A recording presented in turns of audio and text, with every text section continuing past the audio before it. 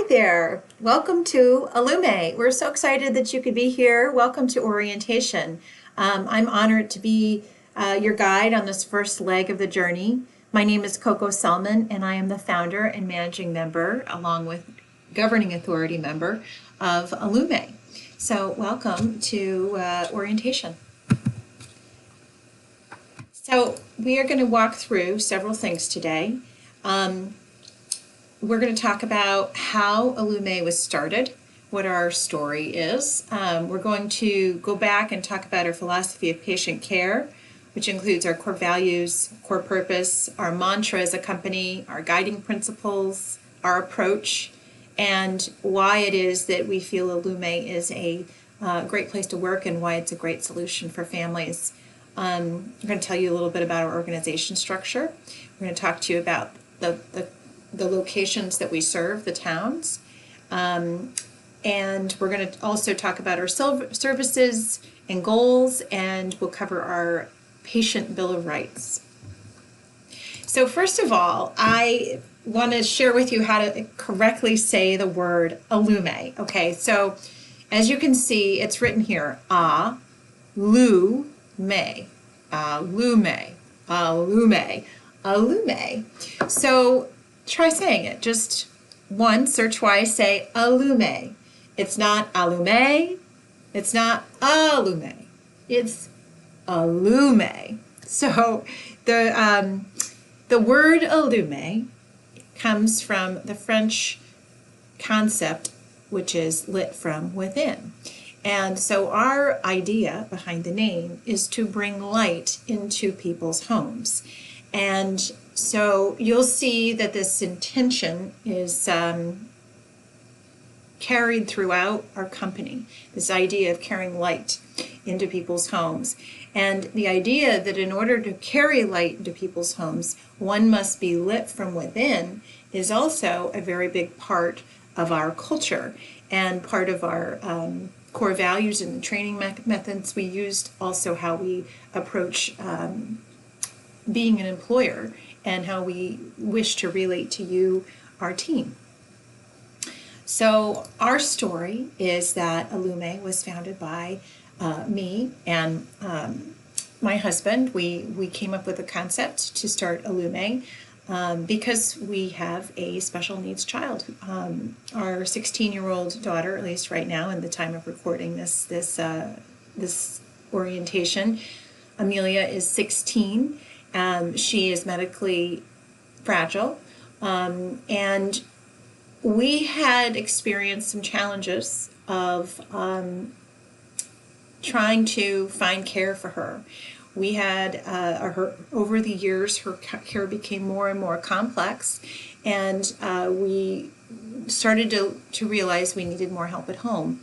And we were very fortunate to have good insurance, and we were looking for an agency that would provide the care, and we called all over and found that no agencies would take us, which to me boggled my mind as a business person. How could it be that a patient coming with 16 hours a day of care, consistently ongoing, wouldn't be wanted? But that was the truth. That was the circumstances. Well, we finally were able to get care through one agency, but they really wanted us to find our own nurses. So that's what we did. We were fine to do that, and we plugged those nurses into the system.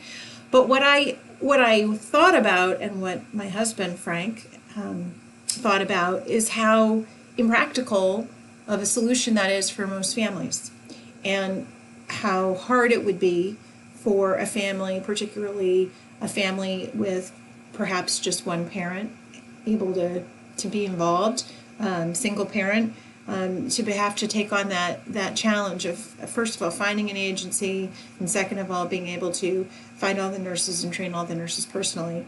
To me, that didn't make sense. So we founded Illumea with the idea that we would like to support families and individuals who are underserved in this way. We have a huge focus on continuous care. There's at least 300 families in Connecticut who need care, and many of the patients are currently in the hospital or stuck in the hospital, or they are managing at home without support or under supported, and we would very much like to make their lives better. And so that's where the beginning of Illumea really started, and that's why we're in it. So I'm going to just briefly show you the core values here, but in a later presentation a little bit further down, we're going to go into these more deeply. So remarkable care is the key to our organization. So the way that we are able to be lit from within, the way that we're able to deliver care the way we feel should be delivered is through remarkable care. And it's all about taking care of others in the most impeccable, in the most deliberate, intentional, thoughtful, high quality way we can. We seek to create moments that are remarkable for our families and for our patients. And it's also what we aim to create in terms of moments, remarkable, memorable, palpable moments with our employees. And the thing I really want you to get about remarkable care that I can't impress enough is that you can't deliver a moment of personal experience without actually being human and being connected to people, to your patients, to your teammates, to whomever it is that in the moment you're delivering remarkable care. And so we're going to talk all about structures and systems over time that we hope will help you embody remarkable care. But really, the truth is, remarkable care comes from your heart, comes from your soul, and it doesn't land on a person unless your heart and soul is in it. So remarkable care is about thoroughness and impeccability and diligence and excellence. It's about all those things, but it's also loaded with that intention of genuine care, genuinely caring, wanting to make a difference. So that's our first core value. I'm going to go through the other ones rather quickly, and then later we're going to go back and there'll be exercises to help you really embody each one over time. So remarkable care we just talked about, which is like the nugget we'll hear about over and over again. It's really a way of life, a way to live is through remarkable care. We also value meeting unspoken needs. So we value people who can listen from their hearts with their 5 and 6 senses and hear what people's needs are beyond what is asked for. We seek to understand and respectfully honor others' wants, needs, and preferences. We also seek to meet that not just with our patients, but with our team. We want to help each other in everything we do. We want to have very high standards. So this is something that when I talk about remarkable care, and I talk about remarkable care with our employees, when we talk about how we have an employee-first culture, sometimes people misinterpret that as being that we are relaxed. I would say we are deeply caring and not relaxed. We are vigilant about our standards. We're vigilant about the way we approach going into the world and providing care. We're vigilant about compliance. We're vigilant about documentation. We're vigilant about providing quality clinical care every single time. Clinical excellence is all part of that concept of higher standards. Learning and growing is really important here. We aim to do things a little differently. We aim to really connect, excuse me, we aim to connect with people's hearts and souls. And in order to do that, we have to be willing to do things differently than we might have done them in the past. And sometimes we have to make changes in the way we do things. And learning and growing, constantly learning and growing, is a key part of what makes Illumea who and what it is. So we will be asking you to participate ongoing with training, and those trainings every month are required as part of our culture, as part of your job of being a member of our team. And you'll find that most of our training is built within Illumea, so that it helps you really embody the way things are done here. And the other part of learning and growing is in the way that we ask you to partner with your team, with your supervisor, with your mentor, with your mentees, if you have people that you are mentoring. This process of learning and growing is dependent on other humans, and so we expect that you be a good team player, and we expect you to learn and grow together. Worthy of trust. So we like to say that our gold standard is to earn and deserve your trust. So our gold standard as a company is to earn and deserve your trust as an employee, and your aim as a care provider is to earn and deserve the trust of the patients and families for which you serve. For team members working with each other, it is your implicit responsibility to seek and earn and deserve the trust of others that you work with. So this is what worthy of trust is all about, and all the little things we do, the way we communicate, the way we ask for help, the way we finish what we start, the way we try to follow through on commitments and complete what we say we'll do, the way we show up on time. These are always, we are worthy of trust. Wise community. So we believe that within everybody is wisdom. And this is really important. It really is so deep in our culture that I can't express how important this is. We believe that every individual has wisdom. So we believe patients have wisdom, we believe families have wisdom, we believe all of our care providers in the field have wisdom, we believe our office team has wisdom, we believe our larger community, our doctors that we work with, the therapists and so forth that extend, we believe the Department of Public Health has wisdom, and Medicare, CMS, has wisdom. So we are part of a pool of wisdom, and it's our duty to connect to that wisdom, to connect to the wisdom within ourselves, and to connect to the wisdom within the community, and to create connections between that wisdom, and not just to be an isolated person coming in and out of somebody's house, but rather a connection to wisdom beyond just who you are. And so we want to learn together, we want to share with each other, we want to share with our community, we want to share with our patients and our families, and we want to create community wherever we can, because we believe that within community is a pool of more wisdom and more support. We can't provide all the answers to our families and our patients' needs, but within the community we believe that we can provide connections to the support, whatever the support is that's needed. And last we have, but certainly not least, is enduring strength and sustainability, and this one is important. So, and it's also sometimes misunderstood. Enduring strength and sustainability is about ensuring that we can last as a company.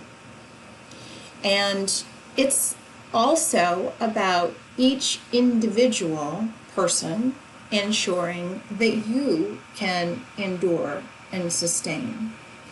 So each of us has responsibility to make sure that ourselves can endure and sustain. And that requires self-care, it requires discipline, it requires planning, it requires having very clear priorities of what's important and how you balance priorities. It also requires that we have clear boundaries on what we can and we can't do in order to keep ourselves whole. And that is something we'll talk a lot more about. But for you as a family, as a person, you need to make sure you can endure, right? And you need to do the things that are right for you. And you might have things you want to be able to do that you can't do because they don't fit in your life with your responsibilities as an employee, as a mom, perhaps, or a dad, or perhaps as a sister or a friend, or perhaps as a whatever your financial constraints are. We all have to live within the realities of our lives and our priorities, and sometimes we can't do everything. And enduring strength and sustainability is about making sure that each of us attends to that, gets enough sleep, gets enough food, takes care of ourselves so we can endure, is balanced and happy, has enough time in relationships, has enough time in fresh air. But it also means that we are able to endure and sustain as a company.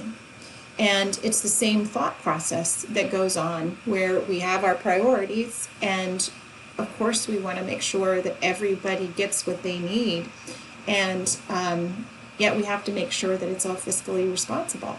So that's a part that we try to bring certainly every day to our company. We want to last. We want to be able to continue to provide care and provide jobs to people like you and to all of our patients, and we want to continue to grow and be able to reach our goals to serve more of these families that need support. But we have to do that within the context of what is possible and what is sustainable.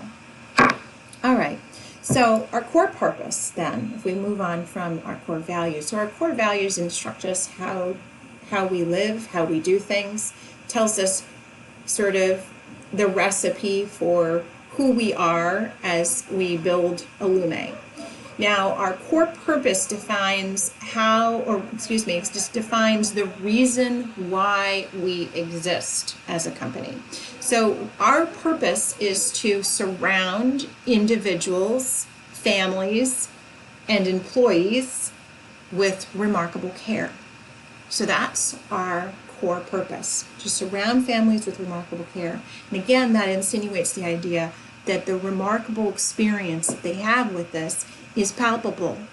It's not just this person came in and took care of me medically, but this person left a lasting imprint on me as a person. I feel cared for. And that's what we're all about. Our mantra, as I mentioned before, is remarkable care. And remarkable care is something that, it comes from the heart, as I mentioned. And so I invite you to think for a moment about a person in your life who has given to you remarkable care. Okay, so I want you to stop for a moment, and in the space beneath here, there's a little exercise for you to do. Okay, so I'm going to ask you to you're going to fill in the blanks, and what you're going to do is you're going to say who the person is who has given you remarkable care in your life. And I want you to think for a moment who that person might be. I'll tell you that for me, my person that I think about that gave me remarkable care when I was a kid was my grandmother. She, and still is this amazing woman, she's 94 years old today. Literally today. July 23rd is my grandmother's birthday. So she's 94 today. And she was an angel in my life. And when I was a kid and things were sometimes bumpy, my parents were young and things were inconsistent and difficult sometimes in my home, and my grandmother was always there. She was my rock, and she loved me no matter what. And I remember when I was a little girl and I would be sad because my mom would not be home, and she would snuggle up with me, and we would sit on the sofa. And as silly as this sounds, this is what Remarkable Care is all about. She would sit on the sofa with me and wrap this Afghan around us, and we would watch the Dukes of Hazzard together. And she would make fresh cookies, and we would together share that space, and I would feel her love and have her attention and know that I was safe, right? And so that is an example of Remarkable Care. She was there for me. She was there to connect with me. We didn't watch the television show she wanted to watch. We didn't eat the cookies or the food that she wanted to eat. We sat in that comfortable spot together, cuddling up, because she knew it's what I needed. My unspoken needs were met. And how did it make me feel? Honestly, it made me feel deeply loved, and it made me feel safe. It made me feel like I had a bubble of safety around me in a world that otherwise felt pretty uncertain and a little bit scary. So I invite you to take a moment right now to do the exercise below, and go ahead and do this exercise, this first exercise on Remarkable Care. Okay? Thank you.